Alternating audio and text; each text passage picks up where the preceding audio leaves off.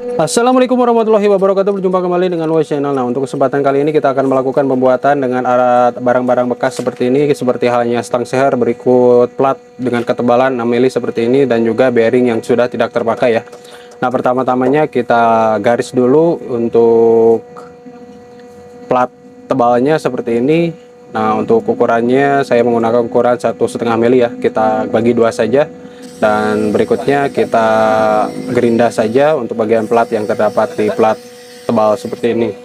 Nah, untuk proses penggerindaannya selalu hati-hati ya guys, agar tidak melukai tangan kita juga ya.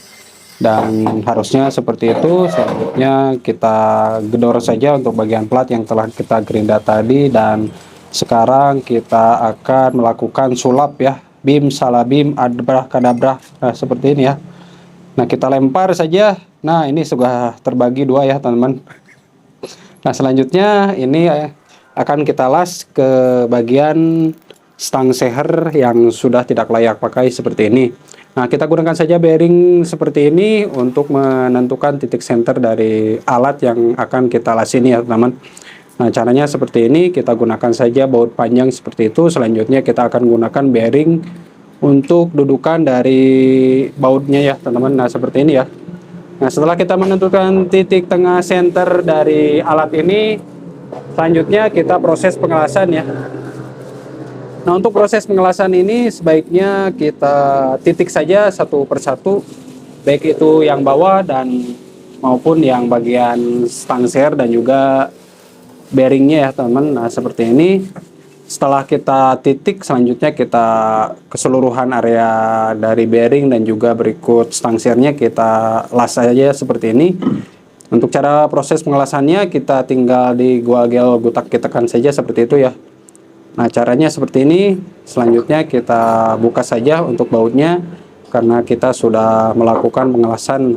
Nah, untuk lebih memaksimalkan lagi, kita gunakan saja di double ya untuk pengelasannya agar lebih kuat dan juga lebih strong ya teman-teman. Nah, seperti ini untuk cara pengelasannya. Untuk bagian kotoran lasannya kita ketuk-ketuk dulu, selanjutnya kita ulangi kembali proses pengelasannya seperti ini.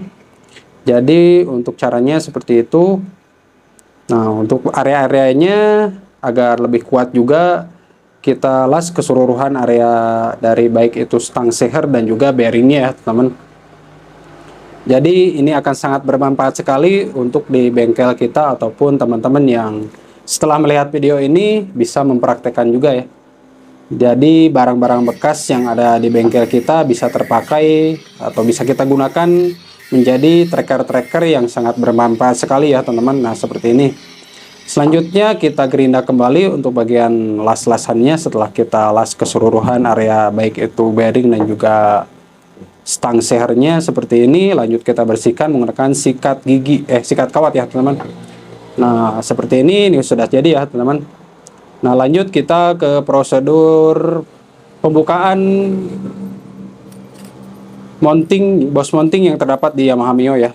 Dan nah, ini bautnya telah kita potong dengan ukuran sekitar 10 cm ya teman-teman. Nah, untuk caranya seperti itu.